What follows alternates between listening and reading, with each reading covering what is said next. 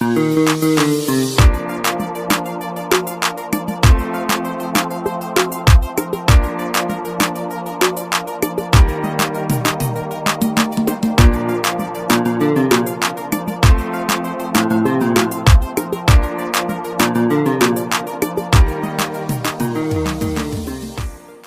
Dieu vous bénisse. Bienvenue à l'heure du Réma. Nous allons poursuivre aujourd'hui sur notre thème sur la guérison émotionnelle. Il y a 2 sessions, j'ai parlé des 8 blessures émotionnelles d'Agar et comment elles s'appliquent à nos vies. Et la session précédente, je vous ai dit que Dieu veut vous guérir émotionnellement et que Dieu vous apporte une guérison totale dans votre âme et dans votre souffrance. Aujourd'hui, je veux que nous puissions voir ensemble les 7 étapes de la guérison émotionnelle. Nous lisons Genèse 21, 16 à 17. Et elle alla s'asseoir vis-à-vis à une portée d'arc, car elle disait que je ne vois pas mourir mon enfant. Elle s'assit donc vis-à-vis de lui, éleva la voix et pleura. Dieu entendit la voix de l'enfant. Et l'ange de Dieu appela du ciel Agar et lui dit: Qu'as-tu, Agar? Ne crains point, car Dieu a entendu la voix de l'enfant dans le lieu où il est. Que Dieu bénisse sa parole, que Dieu vous bénisse et qu'il vous apporte la guérison émotionnelle. Amen. Chers amis, nous avons vu que Agar a connu de nombreuses blessures émotionnelles. Une première fois, sa maîtresse Sarah l'a chassée. Elle se retrouvait dans le désert et un ange l'a visitée. L'ange lui a dit: retourne chez ta maîtresse. Et elle est retournée. De retour, Dieu a fait grâce à Sarah. Et Sarah a donné naissance à Isaac. Voici maintenant Abraham avec 2 enfants, Isaac et Ismaël. Ismaël est un peu plus âgé qu'Isaac. Les 2 grandissent et le jour de la fête de sevrage de Isaac, Ismaël se met à rire. Sarah, je pense que c'est la jalousie, automatiquement, elle accuse Agar. Et donc, Agar et son fils Ismaël sont chassés à nouveau. Et c'est là que nous sommes de notre texte. Pendant qu'elle fait son 2e voyage dans le désert, rappelez-vous, c'est la 2e fois qu'elle est chassée. C'est la 2e fois qu'elle est dans le désert. C'est la 2e fois qu'elle est abandonnée. Mais Dieu, lui, ne l'a jamais abandonnée. Je veux juste faire une parenthèse. Quelles que soient les souffrances que tu traverses, Dieu ne va pas t'abandonner. Dieu a visité Agar une première fois en envoyant un ange. Dieu a visité Agar une seconde fois en envoyant encore un ange. Que Dieu t'envoie un ange dans ta souffrance, qu'il te visite et qu'il te guérisse. Et la seconde fois, vous allez voir que Dieu apporte une guérison totale à la situation d'Agar. Pour que Dieu fasse ça dans la vie d'Agar, elle est passée par 7 étapes. Et on va les voir ensemble. Première étape, prendre de la distance. 2e étape, prier. 3e étape, exprimer ses sentiments. 4e étape, chasser la crainte. 5e étape, aller de l'avant. 6e étape, ouvrir les yeux. Et 7e étape, croire dans le futur. Prendre de la distance, prier, exprimer ses sentiments, chasser la crainte, aller de l'avant, ouvrir les yeux, croire dans le futur. On va voir la première étape. Prendre de la distance. Voici donc Agar dans le désert. Son fils est à l'agonie. Il n'y a plus d'eau. Mais au lieu de voir son fils souffrir, la Bible dit que Agar s'éloigne de lui. Il nous a dit qu'elle s'éloigne de lui à une distance d'une portée d'arc, c'est-à-dire environ 250 mètres. Pourquoi? Parce qu'elle ne veut pas voir son fils souffrir. J'aimerais demander à quelqu'un de prendre de la distance. Une des raisons pour lesquelles nous ne sommes pas guéris, c'est que nous ressassons les mêmes problèmes. Ça nous a fait mal, mais on est toujours en train de regarder le problème de près. Agar dit: je ne peux pas solutionner le problème, donc je vais prendre de la distance. C'est toi toujours qui te rappelles ce qu'on t'a fait. Dans n'importe quelle situation, tu te rappelles. Mets ça derrière toi, mon frère. Mets ça derrière toi, ma soeur. Le monde ne s'arrête pas là. Si ton monde s'arrête à ton problème, tu ne vas jamais guérir.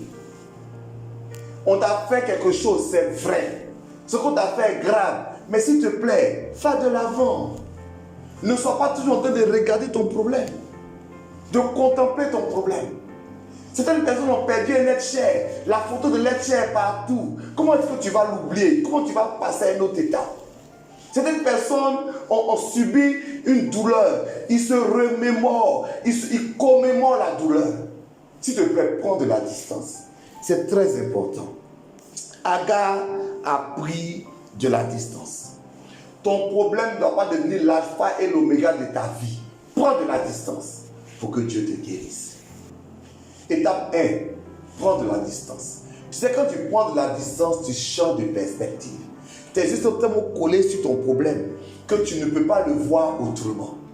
Une des choses qui est bien quand tu prends de la distance, c'est que tu apprends à voir le problème avec une autre perspective.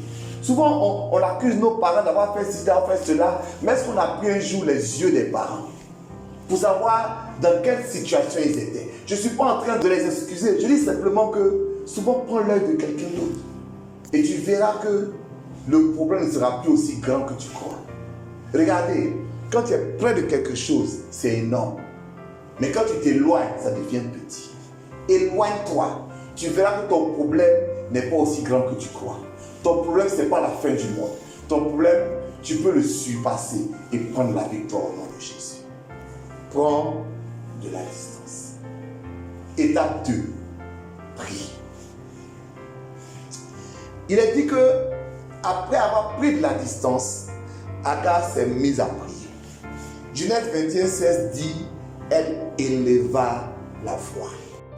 Pour chaque problème émotionnel, au lieu d'en vouloir aux gens, prions. Vous savez, un jour David était en exil. Et pendant qu'il marchait, quelqu'un a commencé à l'insulter, à le lapider. Et on lui a dit, mais cet homme qui te lapide, qui t'insulte, tu ne peux pas le punir. David a dit, si cet homme-là est en train de m'insulter, c'est que c'est Dieu qui a permis. Je ne suis pas en train de dire que Dieu permet toutes choses. Je dis simplement que, au lieu de nous battre avec les hommes, battons-nous avec Dieu. Apprenons à prier pour chaque situation. Ta maman t'a fait du mal, ton papa t'a fait du mal, un homme t'a abandonné, une femme t'a abandonné, les gens sont moqués de toi. Tu ne peux pas les changer, mais tu peux prier. Confie cela à Dieu de tout ton cœur. Montre ta douleur à Dieu. Présente ta souffrance. Dis Dieu guérit. Dis Dieu intervient. Agar a prié. Elle n'a pas seulement prié, elle a élevé la voix. Vous savez ce qui est bizarre? C'est que alors que Agar élève la voix, quand l'ange vient la rencontrer, l'ange dit à Agar, j'ai entendu la voix de l'enfant. C'est Agar qui pleure, mais Dieu entend la voix de l'enfant. Chaque fois que tu pries Dieu, Dieu entend la voix de ta souffrance. La souffrance que tu traverses parle plus fort que ta voix. Quand tu te mets devant Dieu, des fois tu n'as rien à dire, des fois tu es dans la douleur, mais Dieu entend la voix de ta souffrance. Dieu n'a pas entendu la voix d'Agar, mais Dieu a entendu la voix de l'enfant. Prie s'il te plaît. Mets-toi devant Dieu. Arrête de pleurer seulement, mais crie à Dieu. Parce que Dieu a une réponse à ton problème. Premièrement, prends de la distance. Deuxièmement, prie, élève la voix. Troisièmement, et peut-être ça va vous surprendre, apprends à exprimer tes sentiments. Un des problèmes que nous connaissons en tant que chrétiens, c'est que, quelle que soit la situation qu'on traverse, on nous dit ne pleure pas, n'exprime pas tes sentiments. Mais c'est un vrai problème. Parce que si tu n'exprimes pas tes sentiments, ils restent à l'intérieur de toi. Ils vont finir par te détruire. Il est dit que Agar élevait la voix, mais il est dit que Agar pleurait. Il y a quelque chose qui se passe quand tu libères ton cœur. Mon frère, ma soeur, toi qui m'écoutes, si tu veux pleurer, pleure. Pleure, pleure. Ne laisse pas cette douleur te détruire. Exprime-la. Pleure. Rencontre quelqu'un. Parle à quelqu'un. Exprime-la.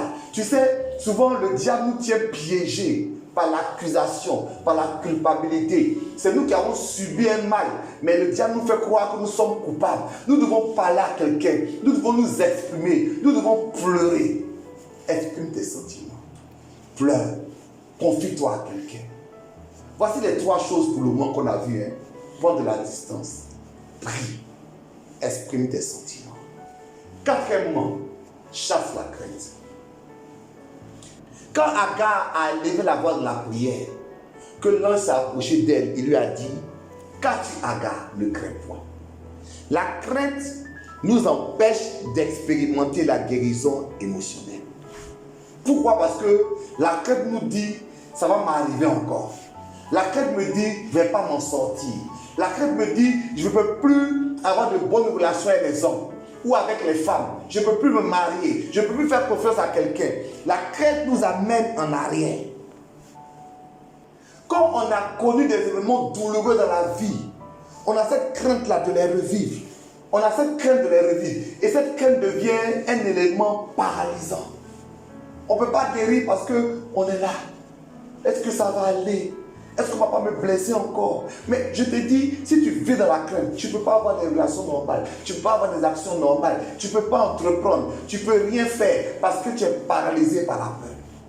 S'il te plaît, laisse la crainte derrière toi. La vraie guérison émotionnelle, on ne la vit que lorsqu'on est prêt à dépasser ses peurs pour essayer à nouveau. Tu veux guérir, essaie à nouveau. Va de l'avant. Ne reste pas sur ton échec passé. Ne dis pas: je peux avoir une vie de famille parce qu'on m'a fait souffrir en famille. Non, non, non. Essaie encore. Le fait de te retirer te met dans une prison. Chasse la crainte. Essaie encore. Essaie une relation. Essaie un mariage. Essaie un enfantement. Essaie de causer avec les gens. Essaie des projets. Essaie d'être toi-même. La prochaine étape, c'est aller de l'avant. Je voudrais que vous puissiez dire avec moi: aller de l'avant. C'est fondamental. Donc l'ange dit à Agar: ne crains point. Il lui dit ensuite: lève-toi. Lève-toi, ça veut dire: ne reste pas assise à ton échec. Considère qu'il y a quelque chose devant. Vous savez, certaines personnes sont bloquées parce qu'il est arrivé il y a 20 ans, il y a 30 ans. Aujourd'hui, tu me parles encore de ce que ta maman a fait à l'école primaire. S'il te plaît, va de l'avant. Parce que la vie a beaucoup de choses devant. Tu parles de cet homme qui t'a abandonné quand tu étais encore une jeune femme. Mais cet homme a refait sa vie. Toi, pourquoi tu ne vas pas de l'avant? On ne va pas rester bloqué. Les Anglais disent: life must go on. La vie doit continuer.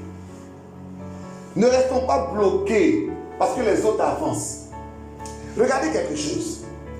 La vie d'Agar. Agar a été chassée par Abraham, le père de son enfant Ismaël. Elle aurait pu développer de l'amertume. Mais quand Abraham est mort, la Bible nous dit que Ismaël est retourné pour enterrer son père. Je pense que si Agar avait bourré son fils Ismaël d'amertume contre son père Abraham, il ne serait pas retourné. Souvent, nous sommes tellement dans l'amertume, on ne veut pas aller de l'avant. On a des gens qu'on monte contre une personne. Si un homme t'a abandonné, tu es en train de bourrer la tête de l'enfant contre cet homme, ça ne sert à rien. Va de l'avant. De toute façon, Agar a compris une chose, elle ne va pas retourner chez Abraham. Mais ça ne veut pas dire que sa vie s'arrête là. Quelque chose qu'on t'a fait, ça s'arrête derrière toi. Maintenant, va de l'avant. Dieu te bénira. S'il te plaît, il faut aller de l'avant. La vie est belle. Et Dieu a toutes les choses merveilleuses pour vous. Allons-y de l'avant. Étape suivante. Ouvrir les yeux. Quand tu décides de te lever, quand tu décides d'aller de l'avant, Dieu va faire un miracle dans ta vie. Il y a quelque chose qui me frappe dans ce livre de Genèse 21. Il est dit au verset 29 que Dieu lui ouvrit les yeux et elle vit un puits d'eau. Elle alla remplir d'eau l'outre et elle donna à boire à l'enfant. Le verset dit Dieu lui ouvrit les yeux. Le verset n'a pas dit Dieu a créé un puits d'eau. Dieu lui ouvrit les yeux. C'est-à-dire que pendant qu'elle souffrait de soif, pendant qu'elle mourait de soif, il y avait à côté d'elle un puits d'eau.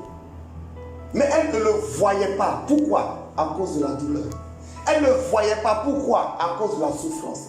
Mais quand Dieu lui a ouvert les yeux dans le processus de guérison, elle a vu le puits d'eau qui était à côté d'elle. Ouvre les yeux. Il y a des opportunités pour toi. Si tu laisses simplement ce qui t'est arrivé derrière toi, Dieu a de nouvelles opportunités. Tu sais, je ne sais pas ce qui t'est arrivé, mais il ne faut pas que ce qui t'est arrivé là bloque ta vie. Ta vie doit aller de l'avant. Il y a des choses nouvelles pour toi. Il y a une relation nouvelle pour toi. Il y a un travail nouveau pour toi. Il y a des amis nouveaux pour toi. Il y a un ministère nouveau pour toi. Ne reste pas bloqué à ce qui t'est arrivé, mais dis à Dieu de t'ouvrir les yeux. La douleur t'empêche de voir les opportunités qui sont à côté de toi. Souvent, tu cherches loin ce qui est à côté de toi. Pourquoi? Parce que tes yeux sont fermés par la douleur. Peut-être que tu pleures un homme qui t'a abandonné, mais il y a un autre qui est à côté de toi. Je prophétise cela dans ta vie. Peut-être que tu pleures une opportunité de travail parce qu'on t'a fait souffrir, mais il y a une autre opportunité qui est à côté de toi. Guéris seulement. Laisse la guérison venir et tu vas ouvrir ces portes-là. Ouvre les yeux. Regarde autour de toi. Je vais terminer par la dernière étape. Crois en la vie. Alléluia. Agar était une femme et son problème, c'était son fils Ismaël. Pourquoi? Parce qu'à cause d'Ismaël, on l'a chassé. À cause d'Ismaël, elle pleurait parce qu'Ismaël était en train de mourir. Ismaël était son problème. Mais je veux croire que ton problème va devenir ta solution. Crois en l'avenir. Je veux croire que ta douleur va produire quelque chose de glorieux. Il y a un détail dans ce texte-là qui m'a frappé.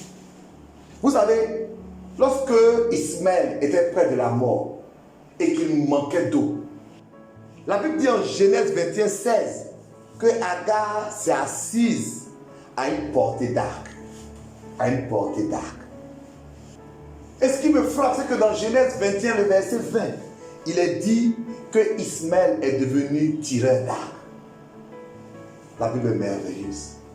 Agar, à cause de son problème, s'est séparé à une portée d'arc. Et Ismaël, le problème, est devenu tireur d'arc. En d'autres termes, quel est le message?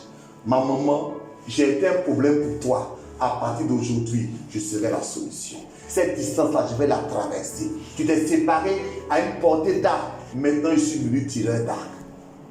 Je dis à quelqu'un, ton problème sera ta solution. Il faut croire en l'avenir. Ismaël est devenu un homme puissant. On le voit aujourd'hui. C'est lui le père de toutes les tribus arabes. C'est devenu un homme puissant, un homme riche, un homme important. Ismaël n'a plus été le problème de sa maman. Il a été la solution de sa maman. Il a pris soin d'elle. Il a nourri. Il est devenu un homme important. Mon frère, ma soeur, je veux que tu puisses croire en l'avenir. Ton problème d'hier va devenir ta solution de demain. Tu as de la douleur aujourd'hui, mais apprends à développer la résilience. Comme disait le pasteur Robert Schuller, les temps durs passent, mais les hommes durs restent. S'il te plaît, crois en l'avenir. Je veux clore ce sujet en priant pour toi. La guérison émotionnelle. Est-ce que tu as la douleur dans ton cœur? Est-ce qu'on t'a fait quelque chose? Est-ce que tu as subi une des vives blessures émotionnelles? Ou d'autres? Sache que comme un ange a visité Agar, un ange va te visiter. Et que de la même manière que Agar a dû passer des étapes, que Dieu t'aide à les passer. Mais je veux clore en priant pour toi. Reçois dans le nom de Jésus la guérison de tes blessures. Reçois dans le nom de Jésus la puissance de Dieu pour croire en l'avenir. Demain sera glorieux. Je dis demain sera glorieux. Au nom de Jésus. Amen. Que Dieu te bénisse abondamment. Si tu veux plus d'informations, j'ai écrit un livre sur le sujet. Et ici va s'afficher maintenant les différents librairies où tu peux l'acheter. Que Dieu te bénisse et qu'il se souvienne de toi. Amen.